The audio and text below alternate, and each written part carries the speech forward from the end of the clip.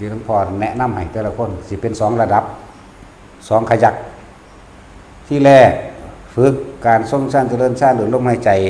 เราสร้างฐานที่ตั้งแห่งจิตคือทำสมาธิให้มันมีความตั้งมั่นอยู่ใส่ตั้งในฐานอยู่ตรงใดในความรู้สึกตัวฐานอยู่กลางหน้าผากที่แรกเฮาสร้างลมหายใจนี่กับอุณหภูมิเกิดขึ้นได้ดีแล้วถ้ามันหายกลับมาลมก่อนมันก็ขึ้นมาอีกนั่นบ่นี่เอาระดับขั้นที่1ก่อนเด้อมันมี2ขั้นอยู่กลับมาลมปั๊บตัวนี้ปึ๊บตัดออกจากความคิดหาผู้นั้นผู้นี้อย่าว่านี่